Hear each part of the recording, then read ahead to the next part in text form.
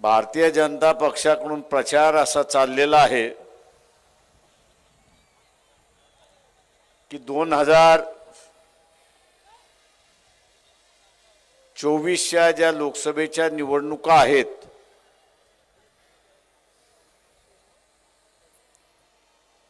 या निवडणुकांमध्ये आम्ही असणारा 318 324 लोकसभेच्या जागा आम्ही जिंकणार म्हणून त्या ठिकाणी घोषणा केली जात आहे। तो त्यांचा अजेंडा आहे। आपल्याला असणारा महाराष्ट्राचा अजेंडा बघायचा आहे आणि तो म्हणजे महाराष्ट्रातल्या 48 लोकसभा जागेपैकी किमान 30 लोकसभेच्या जागा या भारतीय जनता पक्षाच्या पदरात पडणार नाही याची दक्षता आपल्याला त्या ठिकाणी घ्यायची आहे। किमान 30।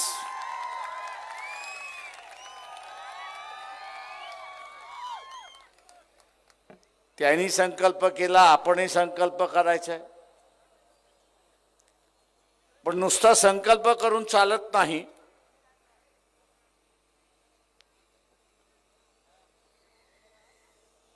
तर इथे आपली बाजू खरी ठरवायची असेल, आपली बाजू जर आपल्याला खरी ठरवायची असेल तर आपण मतदारापर्यंत पोहोचलं पाहिजे हे लक्षात घ्या। हे मतदारापर्यंत आपण जोपर्यंत पोहोचत नाही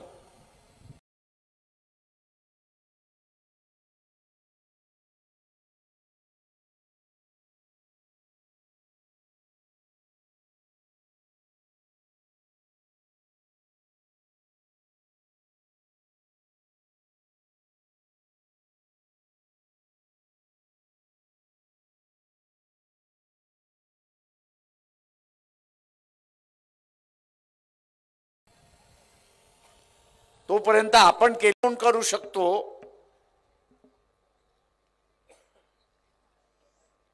याचं पहिल्यांदा आपल्याला आकलन करावं लागणार आहे। इथे सगळ्यात अस्वस्थ किंवा असुरक्षित हा जर कोण असेल तर कंत्राटदारीवरती, सरकारी कंत्राटदारीवरती लागलेला कर्मचारी हे आपण लक्षात घ्या।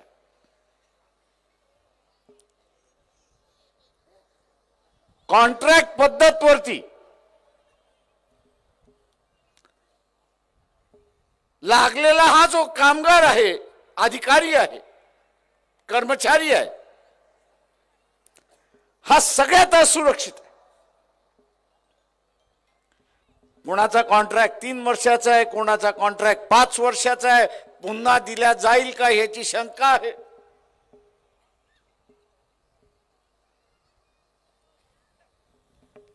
एकदा तिशी ओलांडली की शासन म्हणते आम्ही तुम्हाला घेऊ शकत नाही।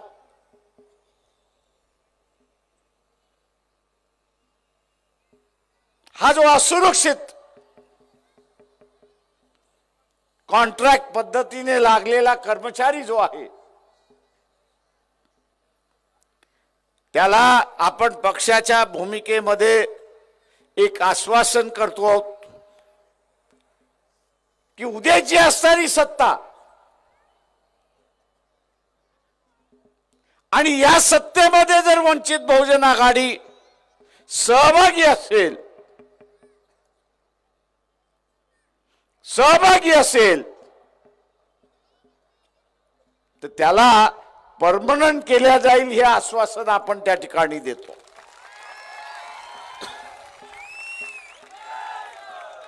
तेव्हा हा जो मतदार आहे,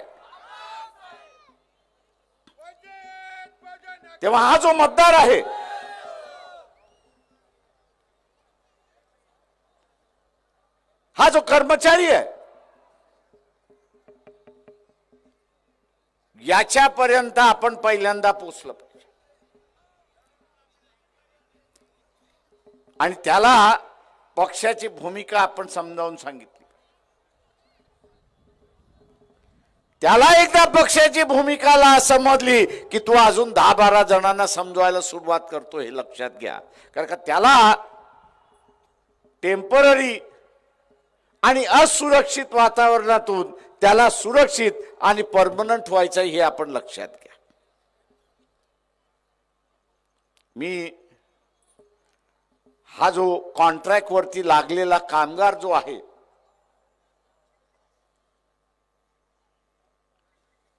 हा एका प्रकारचं नव्याने असणारा मनुस्मृतीचा उल्लेख केला त्याच्यातला एक भाग आहे.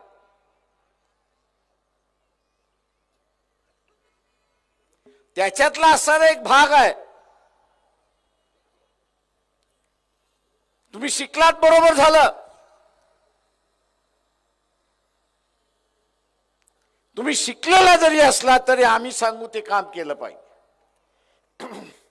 एक मानसिकता तयार केल्या जाते, एक लक्षात घ्या. येणाऱ्या नव्या गुलामीची मानसिकता या ठिकाणी तयार केल्या जाते.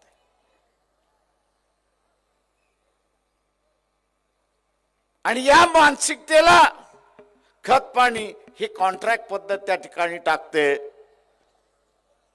कारण का प्रत्येक 5 वर्षानंतर, प्रत्येक 3 वर्षानंतर, प्रत्येक 2 वर्षानंतर तू आपला निवेदन घेत, मोर्चे घेत तिथे असणारं माझं कॉन्ट्रॅक्ट वाढवा म्हणून त्या ठिकाणी सांगतो. एक मानसिक आघात केला जातो. देश स्वतंत्र झाला, संविधानाने सांगितलं की इथला असणारा जो कोणी कर्मचारी असेल हा कर्मचारी परमनंट असेल. त्यांनी चुका केल्या तरच त्याला सर्व्हिस मधनं काढण्यात जाईल, नाही तर तो परमनंट राहील, त्याच्या विरोधात कारवाई केल्या जाणार नाही. तशी असताना परिस्थिती होती. मी एका प्रकारे सुरक्षित व्यवस्थेकडे संविधान घेऊन गेला आणि आता आपण बघत असाल की इथल्या असणाऱ्या कर्मचाऱ्याला असुरक्षित व्यवस्थेमध्ये त्या ठिकाणी घेऊन जायला जाते आणि पुन्हा पुन्हा त्याच्यावरती मानसिक आघात केला जातो हे लक्षात घ्या. इथला कॉन्ट्रॅक्ट वरचा असणारा जो कामगार आहे याच्या अगोदर काँग्रेस, एनसीपी आणि इतर पक्षांचं असणारं सरकार आपण त्या ठिकाणी पाहिजे. सध्या असणारं बीजेपी आणि एकनाथ शिंदे यांचं असणारं सरकार आपण पाहतोय. पण हा जो कॉन्ट्रॅक्ट वरचा कामगार आहे, कर्मचारी आहे, त्याला परमनंट करण्याच्या गोष्टी होत नाहीत हे आपण लक्षात घ्या. कोर्टात गेला तर कदाचित होतं, नाही तर कोर्ट म्हणतं पॉलिसी डिसिजन आहे, आम्ही त्या ठिकाणी घेऊ शकत नाही. मी या सगळ्या कर्मचाऱ्यांना असं आवाहन करतोय की आपण वंचितला सत्तेमध्ये बसवा. ही जी नव्याने येणारी कॉन्ट्रॅक्टची जी गुलामी आहे ती आम्ही संपवल्याशिवाय राहणार नाही हे आश्वासन आम्ही आपल्याला या ठिकाणी देतो.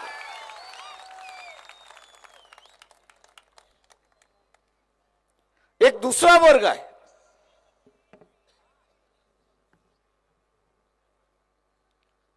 की जो इथला असणारा असुरक्षित आहे.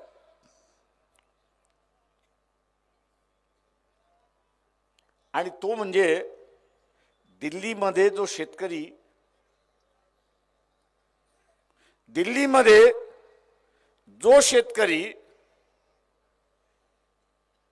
वर्षभर आंदोलन करत होता त्या शेतकऱ्यांचे प्रश्न, त्या शेतकऱ्यांचे प्रश्न काय होते तर मोदी सरकारने काढलेले कायदे होते त्याच्या विरोधात लोक. बांधावरती व्यापारी माल विकत घेऊ शकतो हा कायदा होता.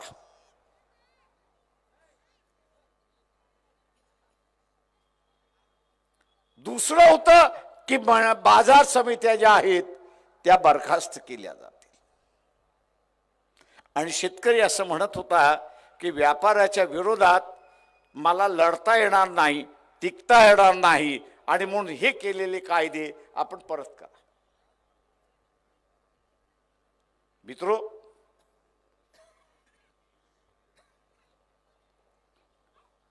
आज जर आपण पाहिलं, आज जर आपण या ठिकाणी पाहिलं की केंद्र शासन हमी भाव हे जाहीर करते,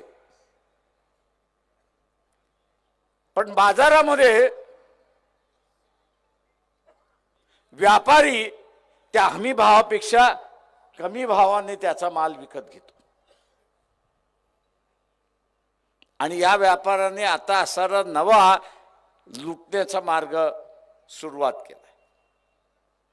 हमी भावापेक्षा कमी भावाने घेऊन तो एका बाजूला शेतकऱ्याला लुटतोय आणि दुसऱ्या बाजूला हाच व्यापारी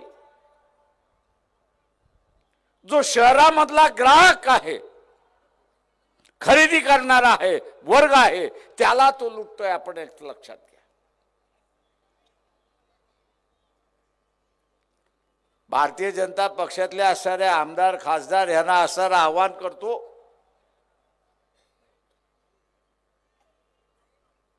की मध्यंतरी टमाट्याचा तुटवडा लागला आणि झाला, महिनाभर तुटवडा राहिला. भारतीय जनता पक्षातल्या आमदार खासदारांनी इथल्या सरकारला आवाहन करतोय की कुठल्या दिवशी आणि कुठल्या बंदरामध्ये तुम्ही टमाटा बाहेरून आणला तो तरी सांगा.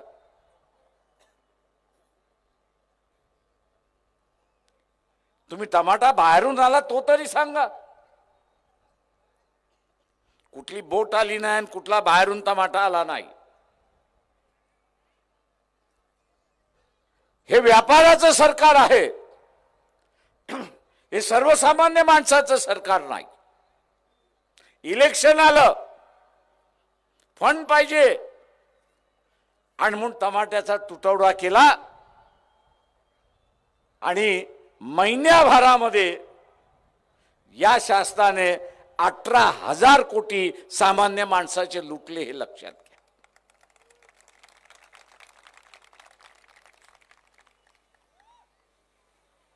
प्रत्येक माणसाने हिशेब करा की त्या महिन्याभराच्या कालावधीमध्ये मी किती टमाटा विकत घेतला आणि किती अधिक पैसे दिले हे बघा. तुमचा हिशेब तुम्हीच करा. आणि जर तुम्हाला असं दिसलं की मी असणारे 100 रुपये जास्ती खरेदी केले, जास्ती रुपये देऊन खरेदी केलेत, तर तुमच्या शेजाऱ्यांनी तेच केलं, तुमच्या वस्तीतल्या लोकांनी तेच केलं, तुमच्या शहरातल्या लोकांनी तेच केलं, तालुक्यामधल्या लोकांनी तेच केलं, जिल्ह्याच्या लोकांनी तेच केलं, राज्याच्या लोकांनी केलं आणि देशभरातल्या सगळ्या माणसांनी केलं. प्रत्येकाचे 100 रुपये जमा करा. टोटल किती होते? माझ्या खिशातून 100 गेले म्हणून मला झळ पोचली नाही, पण प्रत्येकाचे 100 रुपये आपण असणारे केले तर या व्यापाऱ्याने टमाटा शॉर्टेज करत, त्याचा तुटवडा करत 18,000 कोटीचा लूट केली आहे, हे आपण असणारं लक्षात घ्या. आणि शासन काय म्हणत होते? तुटवडा आहे तर आम्ही काय करणार? शासन आहेच त्याच्यात आधी की तुटवड्याच्या वेळेस लोकांच्या बाजूने उभं राहिलं पाहिजे, त्यांच्या लूट होणार नाही हे त्यांनी बघितलं पाहिजे. पण हे शासन सरळ सरळ लूट होऊ देत होती, अशी असणारी परिस्थिती आहे. तेव्हा ही लुटारूंचं सरकार आहे. ही नवे लूटची पद्धत आहे आणि या नव्या लूटच्या पद्धतीला आपल्याला सरळ थांबावं लागेल, हे लक्षात घ्या. आपल्या लक्षात येत नाही. आपल्याला वाटतं महागाई वाढली, आपल्याला वाटतं तुटवडा झाला.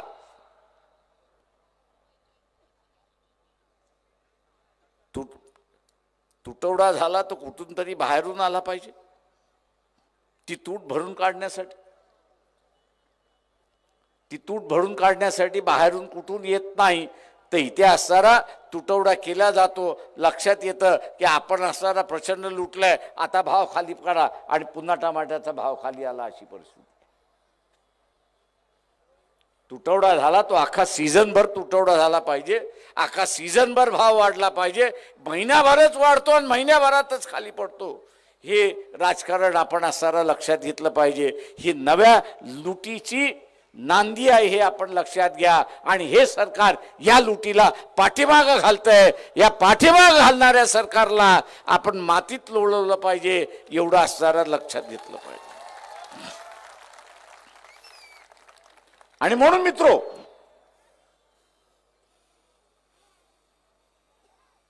हा जो ग्रामीण भागातला मतदार आहे, शेतीतला मतदार आहे,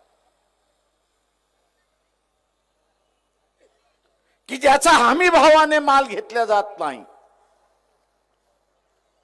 हा एक मोठा वर्ग आहे.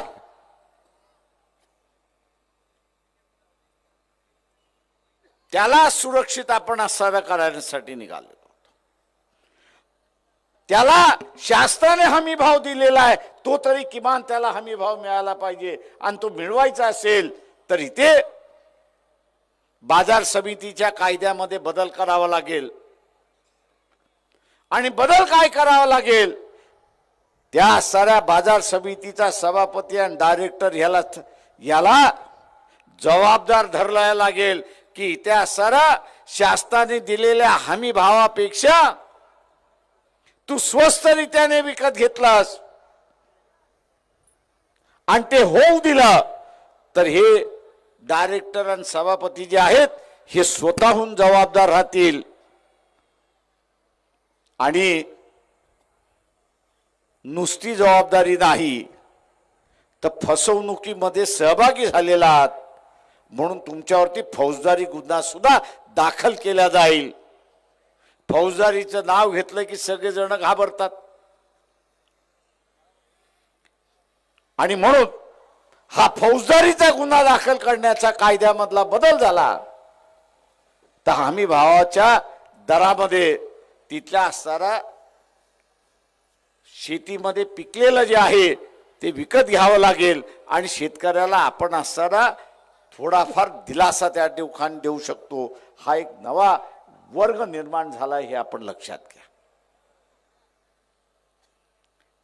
उद्याच्या या आपल्या मतदारामध्ये आपण जोपर्यंत जात नाही तोपर्यंत हा मतदार आपल्याला मतदान करणार. नुसतं इथे कळून चालणार नाही की असणारं हे शासन संविधान बदलणार. RSS BJPचं असणारं सरकार शासन बदलणार ही घोषणा माझ्यासारख्याला नवीन नाही किंवा आश्चर्यजनक नाही. ज्या सरदार पटेल यांना लोह पुरुष मानला जातो, त्याच सरदार पटेलाने जबरदस्तीने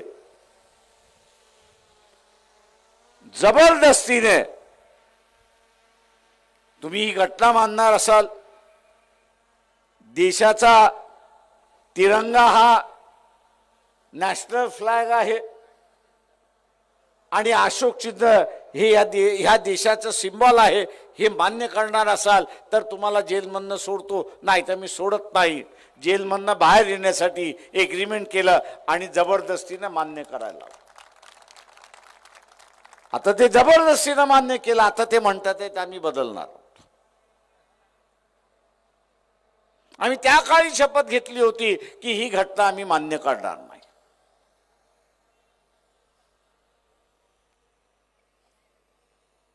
कारण बरोबर आहे, कारण का ही घटना वैदिक धर्मावरती आधारित नाही, तर ही घटना पूर्णपणे संतांच्या विचारसरणीवरती मानणारी घटना ही आपण असणारं लक्षात घ्या. हा जुना वाद चाललेला आहे. आणि म्हणून उद्याचा असणारा संविधानिक व्यवस्था टिकली पाहिजे. उद्या ही संविधानिक व्यवस्था टिकली पाहिजे. तर या संविधानाच्या बाजूचा असणारा जो आहे तो आपला मतदार आहे आणि त्याच्यापर्यंत आपण असणारा पोचलं पाहिजे.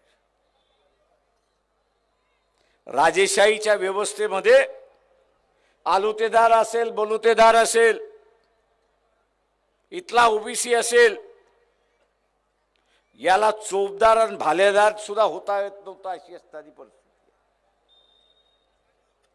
त्याला चोपदारही होता येत नव्हता आणि भालेदारही होता येत नव्हतं. अपवाद फक्त शिवाजी महाराजांचा होता.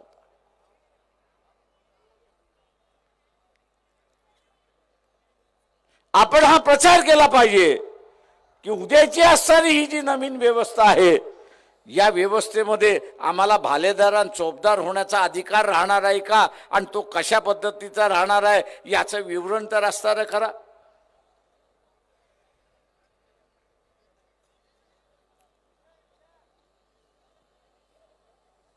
आपण जोपर्यंत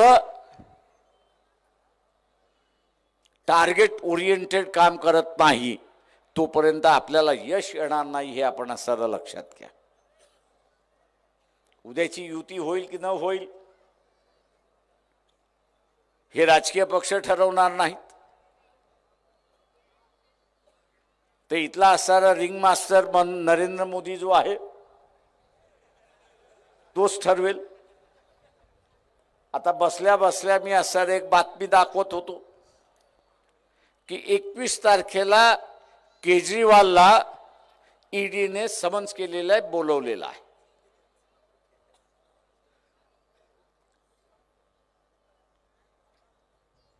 केजरीवालला 21 तारखेला ईडीने बोलवलेलं आहे. आता तुम्हाला पोलिसांनी बोलवल्यानंतर तुम्ही काय करता?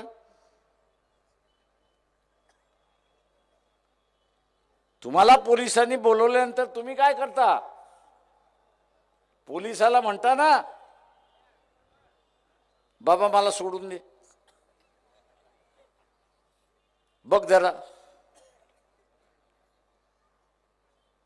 आता तो उद्या केजरीवाल सुद्धा तेच करेल का? तो तुमच्यासारखाच माणूस आहे. तुम्हाला सुद्धा जेलमध्ये जायचं नसतं म्हणून पोलिसाच्या हातापाया पडतं, जाऊ द्या बाबा काहीतरी करण, माल सोडून दे, पुन्हा करणार नाही. ज्या का अना भाका घ्यायच्या त्या अना भाका पोलिसासमोर घेतात. आता तोही माणूस आहे, तोही तेच करेल. उद्या त्याला सांगितलंय की तू असं कोणाबरोबर जायचं नाही, तो काय म्हणा ठीक आहे मान्य करतो, जात नाही कोणाबरोबर.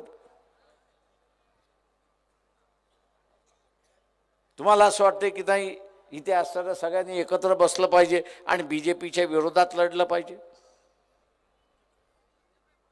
भावना ठीक आहे पण वस्तुस्थिती का? वस्तुस्थिती हा रिंग मास्टर जो आहे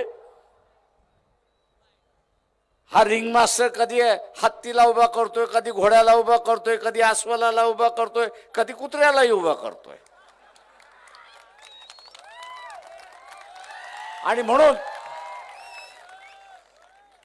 म्हणून या रिंग मास्टरला वाटलं की युती व्हावी तर युती झाली. या रिंग मास्टरला वाटलं की युती नाही झाली पाहिजे तर युती होणार नाही.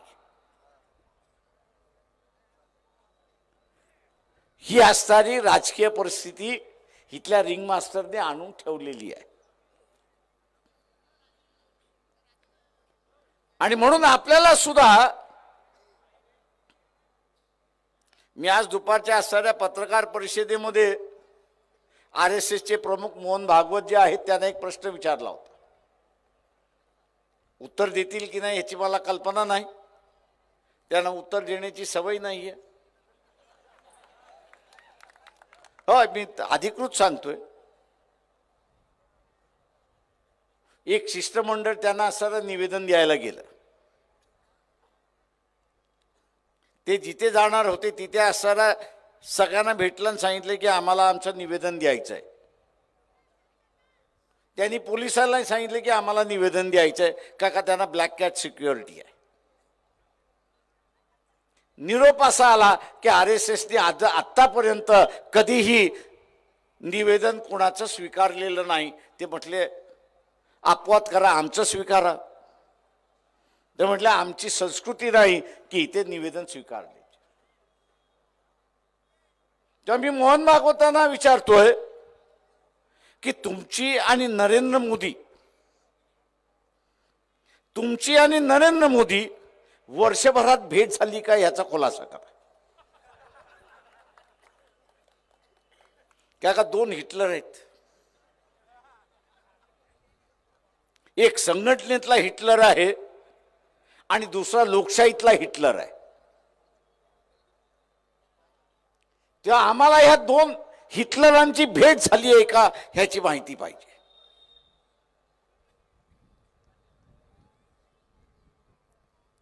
दुर्दैवाने माझ्या टीकेनंतर आता नरेंद्र मोदीच्या पाठीमागचा बॉडीगार्ड दिसायला लागलाय.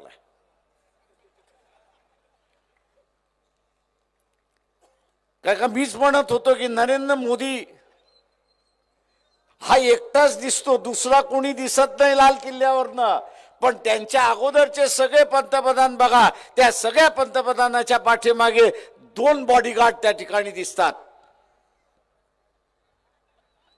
मोदी त्या बॉडीगार्डला सुद्धा घाबरत होता. आणि तो घाबरत याच्यासाठी होता की उद्या त्या बॉडीगार्डचा चेहरा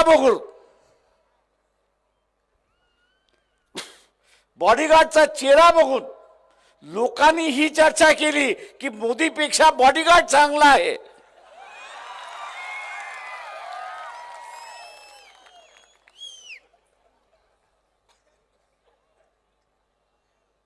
मोदीपेक्षा बॉडीगार्ड चांगला आहे ही चर्चा होईल म्हणून तो बॉडीगार्डलाच दाखवत नव्हता. अशी परिस्थिती आहे.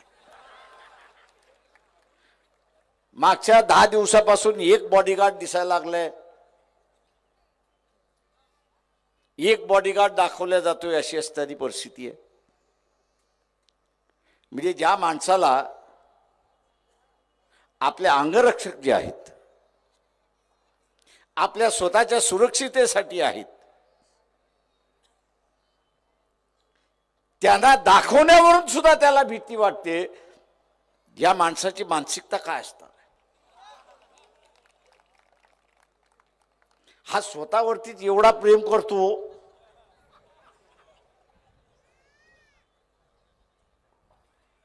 आणि उद्या जर पंतप्रधान झाला नाही ना आपला चेहरा दिसला नाही तर हा वेड्याच्या हॉस्पिटलमध्ये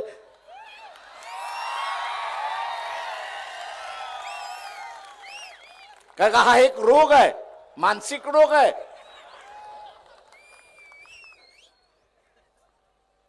आणि म्हणून मित्रो,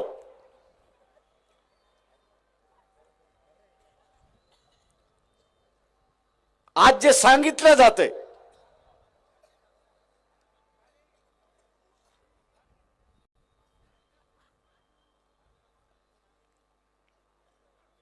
की मोदींशिवाय पर्याय नाही,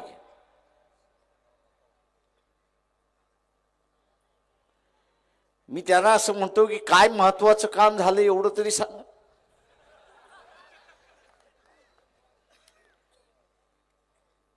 नाहीतर मध्यंतरी अमेरिकेचे राष्ट्रपती आले होते जो बायडन, त्या दोघांची प्रेस कॉन्फरन्स चालली होती. तुम्ही सगळ्यांनी टीव्ही वरती पाहिलं असेल. मोदीच्या हातामध्ये ग्लास होता की नव्हता. त्या ग्लासचा असताना संकेत असतं. संकेत काय असतं की तुम्ही दारू पिणार असाल तर ह्या ग्लासमध्ये असतं, या हातामध्ये ग्लास असतो. आणि तुम्ही दारू पिणार नसाल तर तुमचा ग्लास या हातामध्ये असतो. मोदीने चुकून पीत चुकून दारूचा ग्लास चुकीच्या हातामध्ये धरलं होतं आणि ती सगळी प्रेस कॉन्फरन्स जगामध्ये चालली होती म्हणून मोदीची बदनामी होईल की मोदी दारू पितात म्हणून बदनामी होईल या काळजीपोटी ते बायडननी सांगितलं की मोदीजी आपला ग्लास जो आहे तो चुकीच्या हातामधला आहे तो बदला. आता ते संभाषण इंग्रजीमध्ये होतं.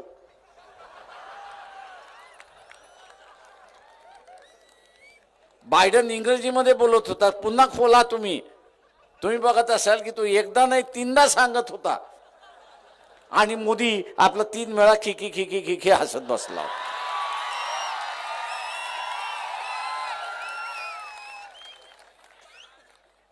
मी माझ्या मनातलं नाही सांगत आहे. तुम्ही आजही गेला तर तुम्हाला असणाऱ्या युट्यूब वरती तो सीन दिसेल. आणि शेवटी बायडन स्वतः म्हणणारे ह्याला मी सांगतोय नीट वाग तरी हा नीट वागत नाही.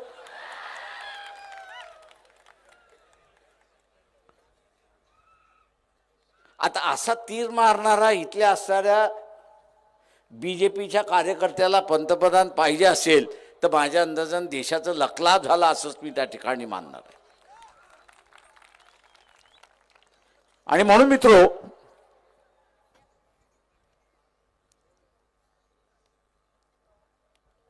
आता रेल्वेनी प्रवास करायला 10-15 दिवस अगोदर तिकीट काढावं लागतं. तेही कन्फर्म होईल की नाही हेही माहिती नाही. पुन्हा कधीतरी त्याचा असणारा समाचार घेईल की देशाला असणारा फार चांगल्या रीतीने चालवलेला आहे, गाड्या नव्या आलेल्या आहेत, अमुक नव्या आलेल्या आहेत, पण असणाऱ्या लोकांच्या सोयीच्या गाड्या या बंद झाल्या अशी असणारी परिस्थिती आहे.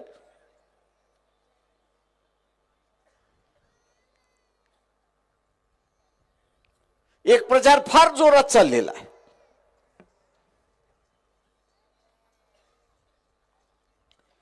आणि तो म्हणजे की ह्या देशाला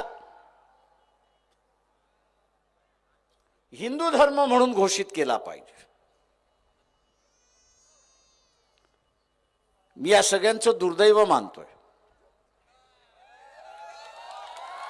मी दुर्दैव ह्याच्यासाठी मानतोय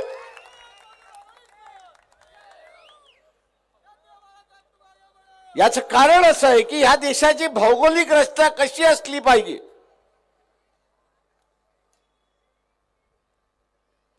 याचा त्या काळचा असणारा विचार फक्त बाबासाहेबांनी केला. ज्यांनी कोणी असणारं थॉट्स ऑन पाकिस्तान हे पुस्तक जर वाचलं असेल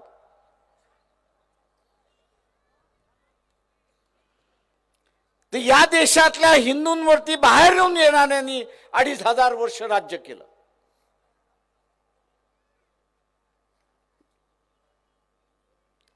मोगलांनी केलं, ख्रिश्चनांनी केलं, फारसीनी केलं.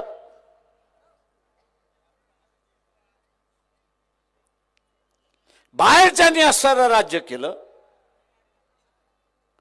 उद्याच्या असणाऱ्या कालावधीमध्ये बाहेरच्यांनी भारतीयांवरती राज्य करू नये, इथल्या हिंदूंवरती राज्य करू नये. म्हणून त्यांनी मुस्लिम इलाका जो होता याचं एक वेगळं राज्य होतं आणि 2 नेशन थिअरी त्यांनी त्या ठिकाणी मांडली.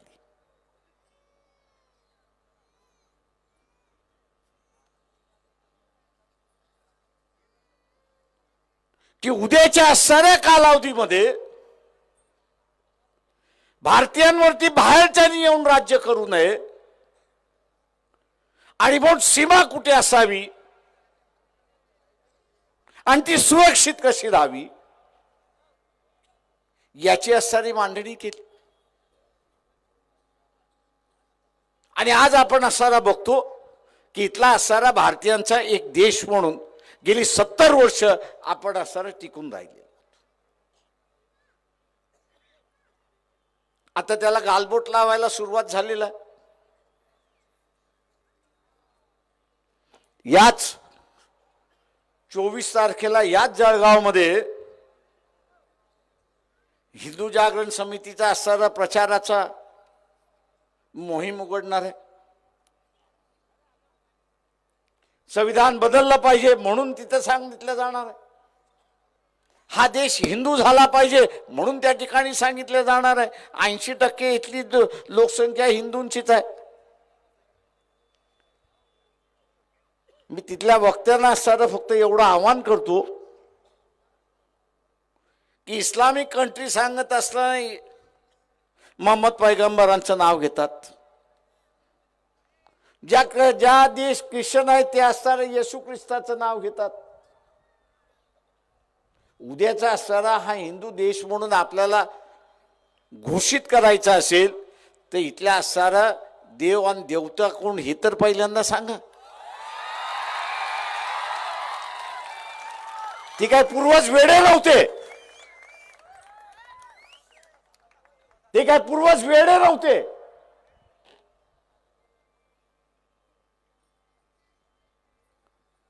की त्यांनी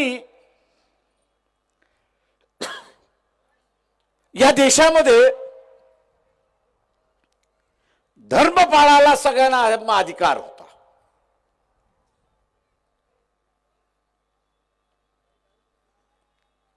धर्म पाळायला सगळ्यांना अधिकार दिला. मी मगाशी ज्याचा उल्लेख केला, संतांची विचारसरणी ही समतावादी विचारसरणी आणि वैदिक धर्माची विचारसरणी ही असणारी विषमतावादी विचारसरणी आहे.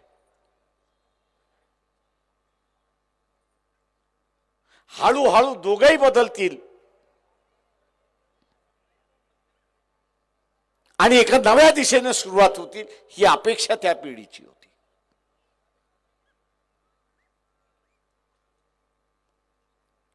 मी मध्यंतरी असणारा म्हणालो होतो,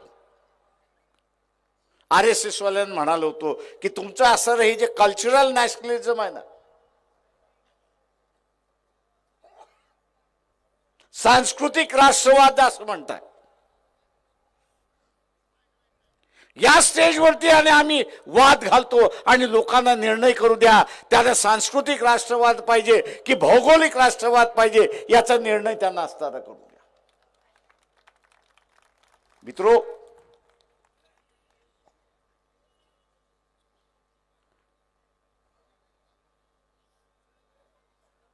एकदा तुटलं की जुळणार नाही एवढं लक्षात घ्या.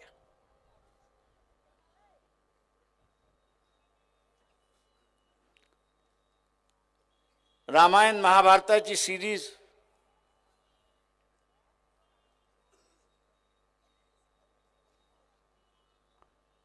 याला प्रेक्षक 90% होते. 90% होते.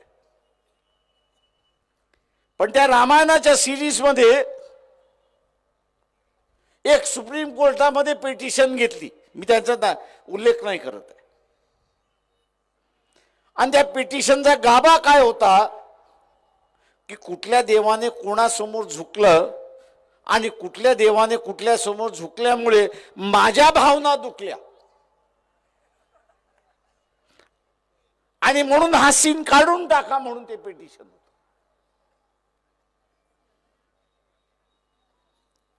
कसं बस करून ते पिटिशन तिथला असणारा रफादफा काढण्यात आला. पण गाभा आपण लक्षात घ्या,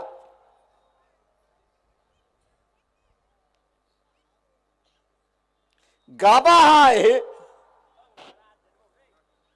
की प्रत्येक जण हा कुठल्या नाही कुठल्या तरी देवाला मानतो आणि त्याला तो असणारं प्रमाण मानतो. कदाचित तो एक असेल, अनेक असेल, आणि म्हणून मी असणारं म्हटलं की उद्याच्या असणाऱ्या 24 तारखेच्या ह्याच्यामध्ये तुमचा प्रमुख हे तर ठरवा. तुम्ही ठरवला तर उद्या तो ठरवण्याचा वेळ येणारच.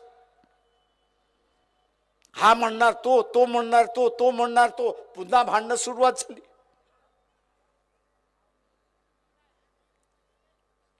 गुलामीची या देशातली जी कारणं आहेत ती ही विभक्तपणाची असणारी कारणं आहेत.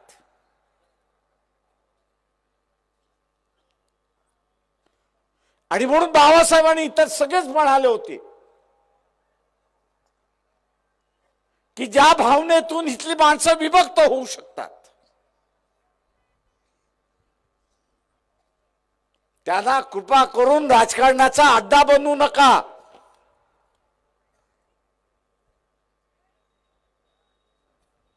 आज आपल्याला दिसते की ज्याच्यावरती एकमत होऊ शकत नाही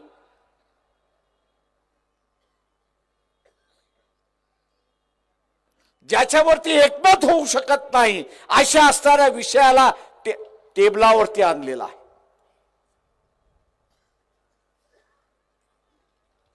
एकमत झालं नाही तर भांडणं आहेत, भांडणं झाली की भेगा आहेत, भेगा झालं की वेगळं होणार.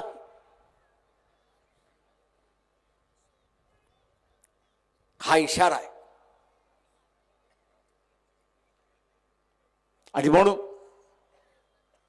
मी इथल्या असं तमाम जनतेला आवाहन करतोय की ज्याच्यावरती आपलं एकमत होऊ शकत नाही तो आपण चर्चेला घेताच कामा नये.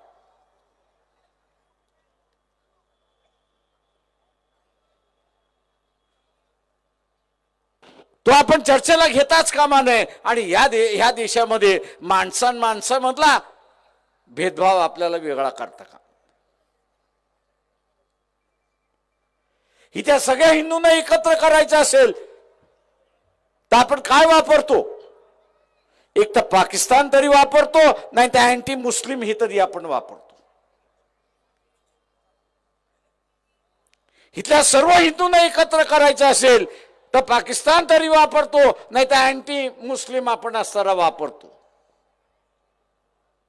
इथल्या सगळ्या सवर्णांना एकत्र करायचं असेल तर अँटी रिझर्वेशन आपण असताना त्या ठिकाणी वापरतो.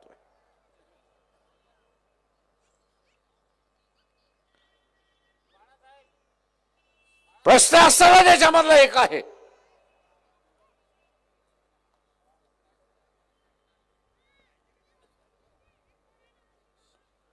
की आम्ही एकत्र येतोय कशावरती.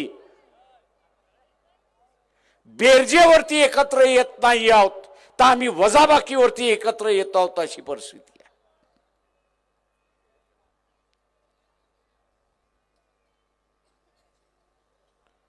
जिथे बेरजेवरती एकत्र येतो तिथं नवीन घडवता येतं, पण जिथे वजाबाकी आहे तिथे फूट अशी असणारी परिस्थिती आहे.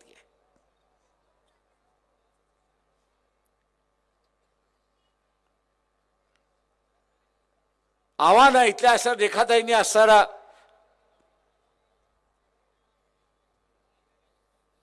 नॉर्थ ईस्ट मधल्या कुकी आणि मैथी या दोन ट्राइब्स मधल्या असणारे भांडणाचा उल्लेख केला.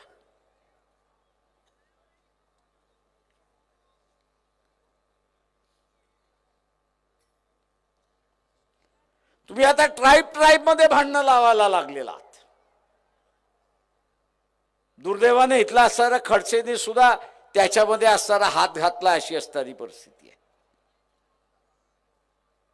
आदिवासींना धर्म नाही,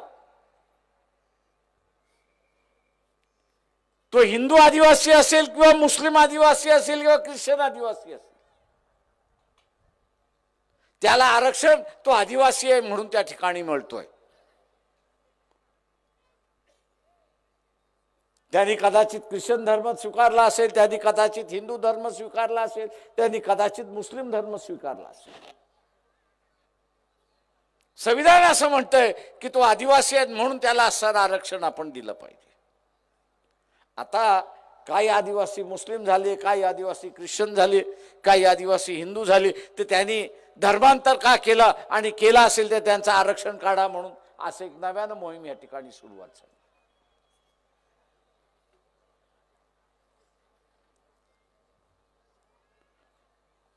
मिटवण्याच्या ऐवजी विभक्तपणा कसा वाढेल असंच हे बघितलं जाते.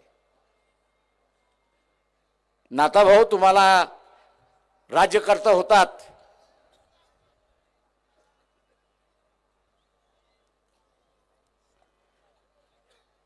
आणि अनेक तुमच्यासारखे राज्यकर्ते आहेत, पण या देशातले किती विद्यार्थी परदेशी शिकायला जातात एवढं सांगा. पोस्ट ग्रॅज्युएशनला जातात ते वेगळे आहेत, ग्रॅज्युएशन साठी किती जातात याचं सांगा. जी काय आकडेवारी बाहेर आलेली आहे, 22 लाख विद्यार्थी बाहेर जातो ग्रॅज्युएशन करण्यासाठी. 22 लाख विद्यार्थी बाहेर जातो, आणि हा प्रत्येक विद्यार्थी 40 ते 50 लाख खर्च करतो अशी असताना परिस्थिती. तुम्ही राज्यकर्ते होतात, शाळा खोलल्या असत्या, कॉलेजेस खोलल्या असत्या, मेडिकलच्या, इंजिनिअरिंगच्या, आर्किटेक्टच्या, वेगवेगळ्या ह्याच्या, IT च्या असणाऱ्या खोलल्या असत्या, ते 22 लाख विद्यार्थी बाहेर गेले नसते. हे 22 लाख विद्यार्थी बाहेर गेले नसते, आणि हे 22 लाख विद्यार्थी इथं शिकत असते, तर तेवढेच प्राध्यापक लागले असते, आणि तेवढाच नॉन टीचिंग स्टाफ लागला होता. रस्त्यावरचा हा जो बेरोजगार आहे, आज रस्त्यावरचा असणारा बेरोजगार आहे, कदाचित अर्धा बेरोजगार हा या शाळेमध्ये लागला असता अशी परिस्थिती आहे.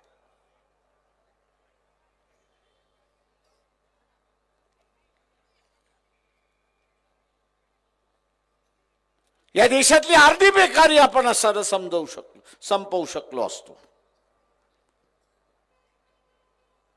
आणि 50 लाखाच्या निमित्ताने या देशाची संपत्ती जे परदेशी चाललेली आहे ती कदाचित आपण थांबवली असती, आणि इथल्या असणाऱ्या गोरगरिबाचा प्रश्न आपण त्या ठिकाणी सोडवला असता.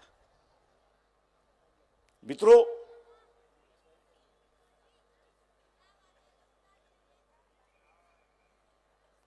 विधानसभा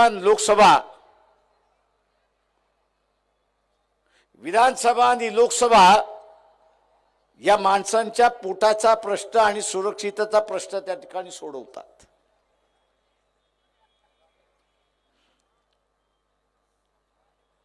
माणसांच्या, लोकांच्या पोटाचा आणि सुरक्षिततेचा प्रश्न त्या ठिकाणी सुटवला जातो, राज्याचा प्रश्न त्या ठिकाणी सुटवला जातो. आज आपण बघत असाल की त्याला धार्मिक आखाडा करण्याचा भाग त्या ठिकाणी चाललाय. तो धार्मिक आखाडा झाला तर पोटाचा, सुरक्षितेचा आणि नोकरीचा प्रश्न त्या ठिकाणी संपला म्हणून आपण लक्षात घ्या. आणि म्हणून उद्याची ही बेरोजगारी, शेतकऱ्यांचं शोषण आणि सुरक्षितेची व्यवस्था ही जर आपल्याला साधायची असेल तर त्याची माणसं आपल्याला त्या ठिकाणी पाठवली पाहिजे. आज पाकिस्तान कंगाल आहे.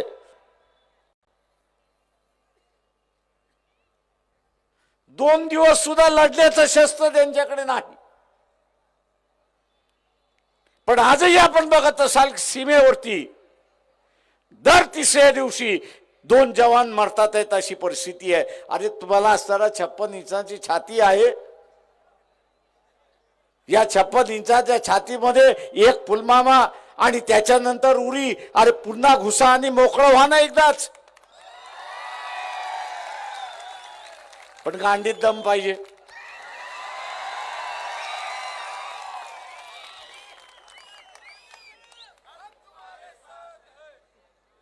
दम पाहिजे. गाठ्या खाऊन चालत नाही. म्हणजे कंगाल पाकिस्तान आहे आज. जगासमोर त्यांनी असणारे घुटणे टेकलेले आहेत. ज्या पाकिस्तानने जगासमोर घुटणे टेकलेले आहेत त्याला तुम्हाला टेकवता येत नाही. कसलं राज्य करताय?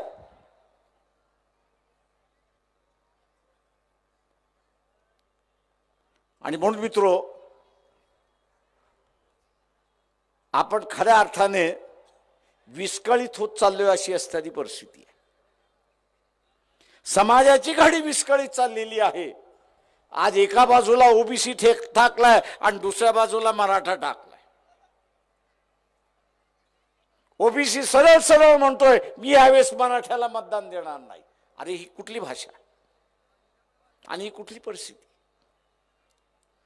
ती ह्या इलेक्शन मध्ये होणार आहे की 70% 80% ओबीसी हा मराठ्याला मतदान देणार नाही. आपली ही आपण असणारी ही परिस्थिती बघतोय की हाताबाहेर जाता कामा नये.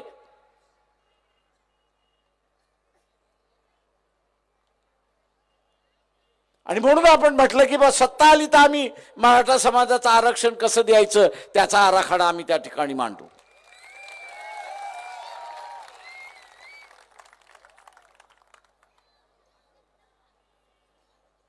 सरकार बैठकावरती बैठका जसं तारीख पे तारीख तशा रीतीने हे चाललेलं आहे. आणि म्हणून जाता जाता मी एवढंच आव्हान आपल्याला करणार आहे की देशभरात काय होईल पण महाराष्ट्रामध्ये लोकसभेच्या किमान 30 जागा या नॉन बीजेपी पक्षाच्या येतील हे आपण त्या ठिकाणी पाहिलं पाहिजे आणि ते आपण पाहाल ही अपेक्षा बाळगतो आणि आपली रजा घेतो. जय भीम.